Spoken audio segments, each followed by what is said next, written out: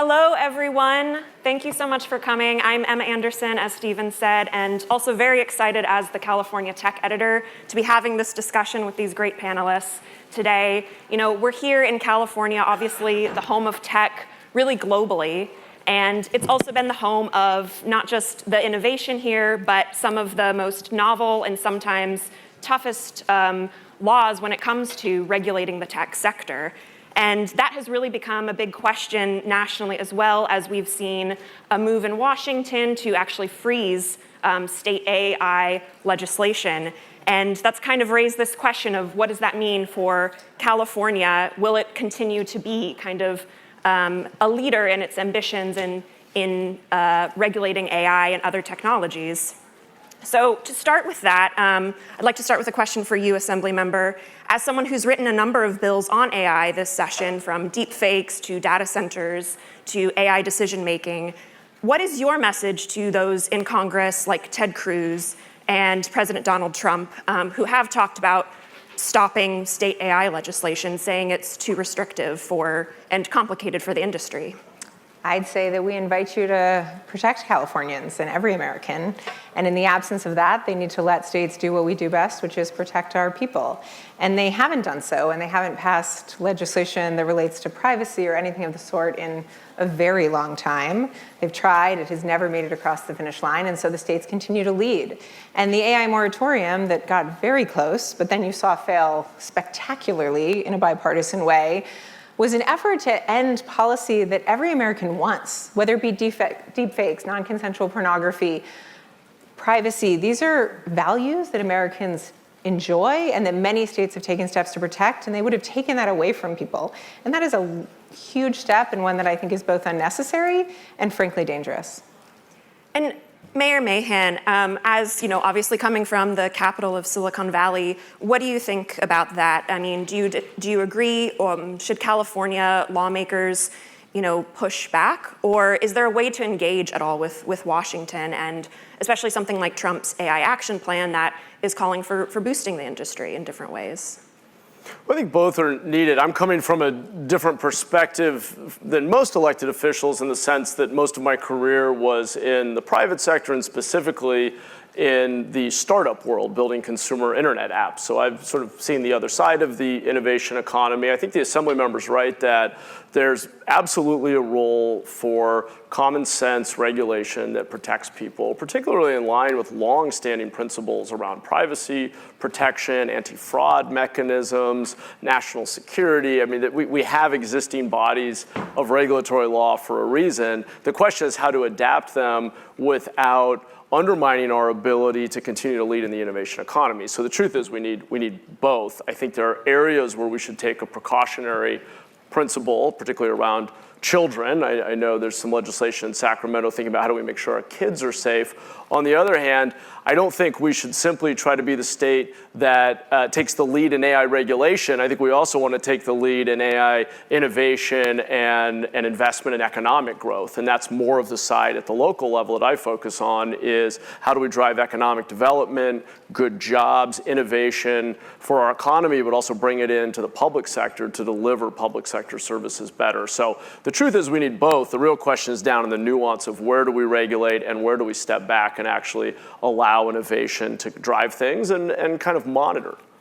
Do you see anything specifically in Trump's AI action plan that a place like San Jose could benefit from? Look, one thing I think the Trump administration has highlighted that I agree with is the emphasis on global competitiveness and the importance of energy supply. One of the things in San Jose that we've embraced, in fact, we've really worked hard over the last 2.5 years since I came into this office to reset our relationship with PG&E to make sure that we're collaborating to understand when new large load customers are looking in our market. We're speeding up permitting. We are working together to make sure PG&E is upgrading our grid infrastructure so we can handle new load. We are poised to add what could be up to triple our current energy use in the city of San Jose, thanks to new transmission lines and grid upgrades. That could be within the next 5 years that capacity comes online. So again, on the growth side, there's the precautionary principle, how do we keep people safe? And then there's the innovation and economic competitiveness side. energy is a fundamental necessity and potential barrier to our growth and competitiveness. And frankly, California has been, in my view, not friendly enough to growth and investment in recent decades. And that's something we're trying to change in San Jose. We're saying we're upgrading infrastructure, we have power coming online, we're streamlining permits, we want investment in advanced manufacturing, data centers to happen in San Jose, in California, because if we don't have that investment here, we can regulate all we want. The important decisions will be made by innovators in other states and even other countries. I want to speak a little bit more on that with data centers. Assemblymember, you have a bill on data centers that has more reporting requirements. What do you, but part of the concerns that have come up around data centers is also around affordability. We've seen reports in certain states that people have been saying that energy bills are going up because of data centers. And as we all well know in California, energy bills are a big concern. We had a poll recently with our partners with POLITICO showing that people are really concerned about affordability. I mean, how does California grapple with that? Yeah, I want to say that I agree with so much of what the mayor said. I think, you know, I'm a daughter of Silicon Valley. I was born and raised in Silicon Valley. My dad was one of the founders. I grew up in the labs. I've seen innovation firsthand, like very few in the world have, and I believe deeply in it. And I think that California will continue to lead, and in large part that's because of our amazing academic institutions and the talent that we produce here in California. But we also need an environment that invites it and that is friendly. And when I introduced the bill, which really focuses on our own as a state grid planning. So we are in the process of turning over to 100% clean energy. As a result, we're looking at how do we put more energy on the grid? How do we plan transmission as a state?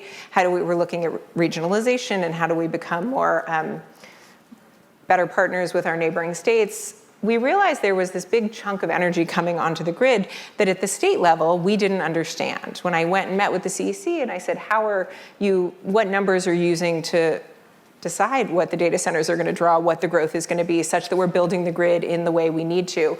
There weren't answers to that question. And so I'm a data-driven person. I thought we needed that data. When I introduced the bill and when I started to meet with folks prior to introduction, I thought this was going to be something that industry was actually very supportive of, because to the mayor's point, these data centers cannot succeed without the energy resources that we as a state are trying to provide. And in order to provide the right resources, we need the right information. I've received a lot of pushback on that bill, which has been an interesting journey.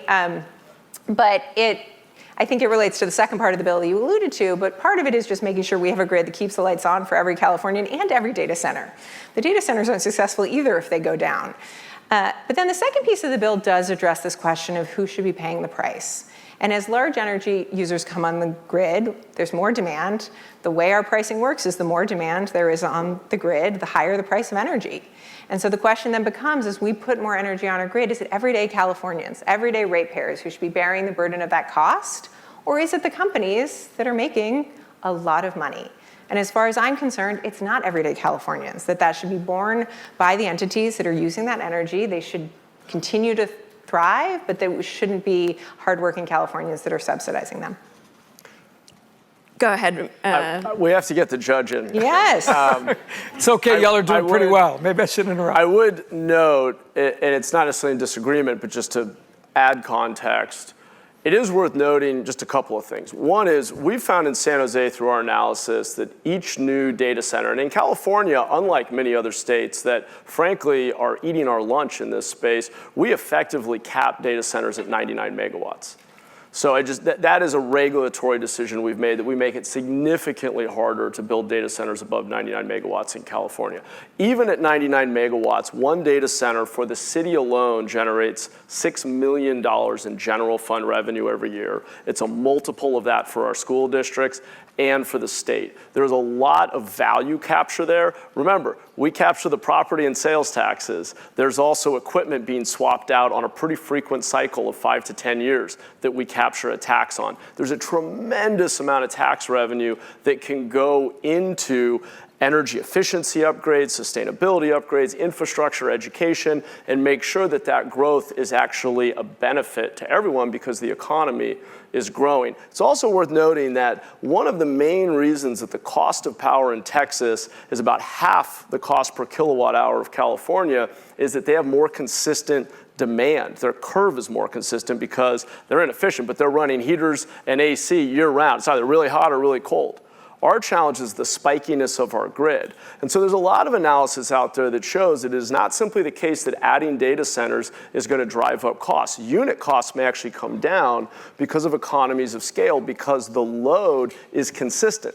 The data center draws that power consistently across the day, which actually gives you a stability and economy of scale that you don't get with our current demand load, where everything spikes in the evening for 25 days out of the year, which drives all the inefficiency in the system. So I think there's a lot more detail to this that is worth looking at, and that we should be really careful about not pushing all of this investment and growth out of state. I'm really concerned we're going to shoot ourselves in the foot. If I could just, what are you saying in terms of your thoughts about the Assemblymember's bill and her approach? I'm not opposed to some reporting. I do think we need to be careful about singling out specific industries. We're seeing a lot of growth in advanced manufacturing, robotics, a lot of other sectors, so I would not just focus on data centers, but reporting can be a very legitimate thing that the state requires. I would just say every gigawatt of new demand that we serve has the potential to actually reduce costs on a per unit basis for everybody else by 1%, because you're getting economies of scale and efficiencies out of that consistent use. So I want to be careful to not buy into this narrative that data centers are going to just put all this burden on the community. We think from a tax perspective and a unit cost reduction, this may actually be one of the best economic opportunities the state has had in decades. And I just want to make sure we don't, out of fear, end up accidentally pushing it elsewhere. And there are a lot of there's a lot of headwinds we have created to having this investment happen at scale in California. We risk sending the innovation economy out of state if we aren't careful. And I do want to come to you, former Justice Cuellar, because you just had a report. You were part of Governor Newsom's AI expert panel, and it specifically said it wasn't going into data centers, but that this was an area that needed to be explored. Do you see a report of that kind specifically for data centers for this really big topic we're discussing? Well, Rebecca, first of all, it's a great honor to be up here with these terrific public servants. I notice I'm between the two of them, so I'll try to say something that's adequately nuanced. Let's just say, let me start with a very big picture, okay? So 2 facts about the world that are important for Californians to keep in mind. One is that everything that we take for granted here, those lights, the ability to take our kids to get medical care, the fact that we can feed so much of the world with our agriculture, depends on science and innovation. I think it's a fact. And if I think about the world my grandfather lived in, which had very little clean water, where people struggled to get calories in their stomach, that is a world that has been changed by some of the science and innovation here in California. By the same token, I think it's a fact that scientific and technical progress depends not only on ideas, it also depends on larger political communities feeling like they have some stake in it and benefit from it. So the day-to-day realities of how individual Californians are affected by electric bills, by the practical, environmental, even aesthetic impact of a giant data center next to them, all of that matters. So from that perspective, I think the approach we took in the AI report is one that could work more broadly. You know, it's up to the governor and others to see what they think makes sense. But I would say it was an approach that was partly about, let's take away the noise, the arguments, the polarization, and look at what the science tells us, what the technical experts tell us, but also what history tells us. How it is that in California we've harnessed the benefits of aviation, of medical devices, of cars, how we've pushed particulate matter pollution down using smart regulation over 2 or 3 generations, right? I don't want to think about how it was to raise kids in LA in the 1970s with all that lead in the air. And then come up with a general framework. And now let's talk about the details. And the details, of course, the nuances are all about what the legislature does, what you do at the city level. But let's start with the basic vision. Do you see, though, room for kind of a new report? Or, you talked about the governor's current report, and we are going to have a new governor soon, going into an election year. Should that new governor continue the work of your AI expert panel? Would you like to see another report? I certainly think that the basic approach we took is a sound one, because it harnessed a lot of the knowledge we have here in California, took seriously the practical problems, and then came up with some very commonsensical approaches that I think balance a lot of the concerns. One, when you scale a technology that has this much potential to change the world, to make life better, but also to introduce new dangers, have a plan to deal with it at the level of the different firms, and then have those plans be transparent enough that the world can understand them and hold folks accountable about them, protect whistleblowers. Like these kinds of things I think are basic common sense. You can literally put them in a postcard, but it isn't command and control top down. And I think that general balance approach that is about trust but verify ends up making a big difference, whether you're talking about data centers or about AI models or something else. And speaking about those risks that you mentioned, one of the big topics that we've been seeing a lot more, and we see bipartisan support for discussing the risks, is the risks to kids, as you mentioned before as well. You have a bill, the Lead for Kids Act, specifically about AI-generated chatbots, and we've seen that becoming a bigger concern with how teens are interacting. There was just that report on Meta and its guidelines allowing chatbots to have certain interactions with kids. What's your impression, though, with working with industry? Because that has gotten a lot of pushback, even though this is something that, again, we've seen through polling has bipartisan support. You know, I think Stash the cable. we are all, in a lot of ways, aligned in how we feel about this. And as parents, I think we walk around the world believing that our kids deserve, and in many cases have, higher levels of protection than grown-ups do. They can't buy alcohol, they can't drive a car, they can't, smoke tobacco if they want. These are things we as government have said are not acceptable for our children because we know that their brains are still developing and the risk is different for them. And so that is bipartisan, that is agreed. Child sexual assault material is now being created in new ways and distributed in ways that are faster and easier than they were just a few years ago. That is not okay. And I think we all agree about that. And so it's a space I think that we can legislate in and say, we want innovation. We want California to lead the way. I think, hopefully we'll get to, we don't have much time, but the mayor is using AI in ways that are incredibly exciting. I mean, reducing traffic in your city, that's the perfect AI application. But handing my child, my teenager, who doesn't have a fully developed prefrontal cortex, a chatbot, handling a child that doesn't yet know the Easter Bunny isn't real, a chatbot, and expecting them to know the difference between a person and that chatbot, that's not necessarily the use case where we want move fast and break things. We want move fast and break things when you're solving problems for the world. I was on a call this morning talking about how we're going to reduce maternal mortality for women of color using AI that uses better data to decide when these outcomes happen, and they're testing and making sure there's no bias in the system in really important ways. But it's going to make potentially for better outcomes for people. That's amazing. But when we see reports like we saw this week of a young man taking his own life after ChatGPT coached him how to do it, and week after week told him not to tell his brother, not to tell his mom, never reported it like a teacher would or a loved one, getting him the help he needed, there's a moment to stop and say, you know what? We're moving too fast with our children. That's not where we're going to experiment on AI. We're going to protect them, and we're going to go out and experiment on the rest.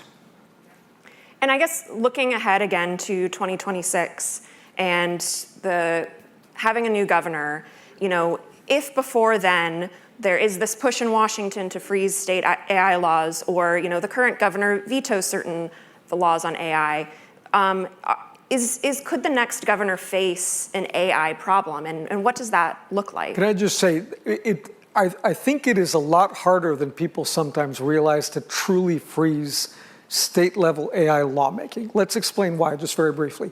If you take away entitlements, defense spending, and national debt service, like 87% of all spending is state and local, right? If you think about policing, notwithstanding what's happening with the National Guard, education, insurance, these are giant state and local functions. So to my mind, I would be very surprised if the appetite in Washington to truly wipe away the state's ability to deal with these core issues and their implications for AI, which increasingly is everywhere, would actually garner support. But I think you're right that the next governor is going to have to handle that deftly and effectively be able to try to say two things that I think I've heard at this panel. One is California protects its people, takes seriously that reality, but the other is California is being careful not to overdo it so that we can remain the epicenter of this technology. Mayor Mahan, what do you think? What do you see as for the next governor? Well, one thing and I appreciate the Assembly members' shout out there on bus route optimization and agree with your comments on protecting our kids. I think that makes a ton of sense. I hope that our next governor prioritizes bringing this private sector innovation into the delivery of public sector services. And I think we have to be very clear with our public sector workforce. This is not about replacing humans, it's about augmenting and improving our jobs and automating certain tasks that are often the most routine, boring, least fulfilling aspects of jobs. It will change the nature of work, but we need to be proactive about it. And we're trying to do that in San Jose. We helped stand up something called the GovAI Coalition, that is a coalition of over 700 public agencies, federal, state, county, and city level. And really it's a platform for sharing vendor data and our assessment of the quality of different vendors and how well they protect privacy, different use cases. We've begun to share use cases like bus route optimization, where we have sped up our public buses by over 20%. Wow. Without having to add more drivers and more buses and more cost. We have brought real-time language translation in dozens of languages into every public meeting without having to increase our budget because it's so low cost. We've improved on Google Translate for Vietnamese language translation in all public documents because we have the largest Vietnamese population outside of any city in anywhere but Vietnam, in any one city. We've done early object detection where we're now putting sensors on city vehicles so we can proactively detect potholes, streetlights that are out, graffiti, lived-in vehicles, and figure out how to automate service delivery to get out faster to issues that are emerging on our streets. There are so many possibilities. I haven't even got into the custom GPTs we're building to help us with grant writing and analysis at the desk jobs in City Hall that are making many of our workers 10, 20, 30% more productive. There is an opportunity here for our next governor and the legislature to really push to bring this in and do AI upskilling for our public sector workforce and empower them with these new tools to actually reinvent the way that they work and get more value per dollar of taxpayer money. And so we're doing it in San Jose. I think there's a long way to go, and I hope it's something that California can lead on. And I know we're running out of time, but Assemblymember, I'd love to hear as well, what would you like to see for the next governor? Or what is the AI problem potential? You know, I'm optimistic that this governor will sign a lot of AI legislation, but maybe I'm biased because I wrote many of them. You know, I do think that we will start to get ahead of this problem in ways that aren't fear-based, that are smart, and that do address the issues that everyday Californians want us to address for them in the near term. I don't want this to be like social media, where 10 years we look down the line, our kids are suffering, our democracy is falling, and we're saying what we should have done. And so I think now is the time to do some of it, but I think the point is well made.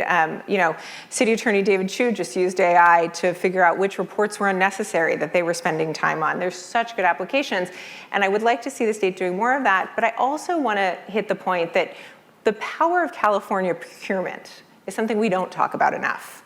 When we procure these systems, when we decide how California is going to use them, when we sign these contracts, we get to write the rules.